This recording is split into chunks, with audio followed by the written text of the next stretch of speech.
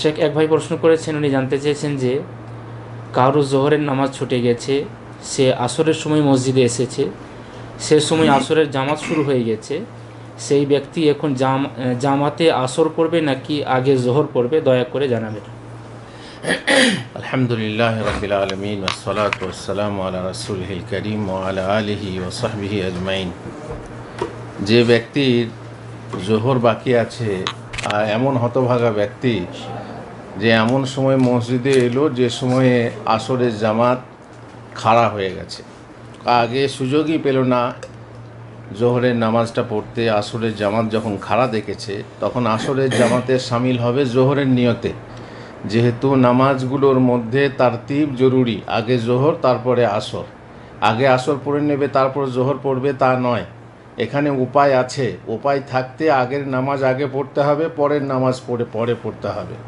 নিরুপায় হলে আলাদা কথা।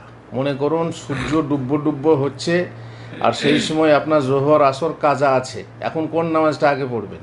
আগে আসরটা পড়তে হবে, কারণ বর্তমানে সময় হচ্ছে আসর, আর জোহরটা পড়তে গেলে আসরের নামাজ সময়টা চলে যাবে, এই জন্য আগে আসরটা পড়তে হবে, তারপর জোহর পড়তে হবে।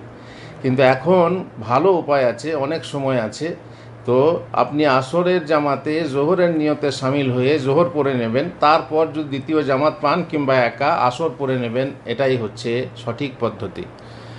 শেখ আমাদের এলাকাতে কালেম বলছেন যে হাদিস শব্দ আছে ইল্লা হাদা, মানে যেই জামাতটা চলছে সেই জামাতটাই পড়তে হবে। সেই জামাতটাই পড়তে হবে, তার হয় পড়া।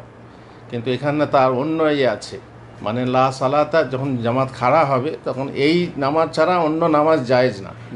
তো তার মানে হচ্ছে যে তার যদি ওই নামাজ পড়ার থাকে তাহলে অন্য জামাত করবে, সেটা তার জন্য জায়েজ না, অন্য জামাত করা যাবে না, বা অন্য নামাজ পড়া সে আলাদা করে পড়বে তা নয়, ওই জামাতেই সে পড়ছে, ওই জামাতে পড়ছে, কিন্তু তার আলাদা একটা ওজর এসেছে, সে তার আগের নামাজ কাজা আছে। ইল্লা হাজা এটা মানে দিয়ে ওইটা নাকচ করা যাবে না।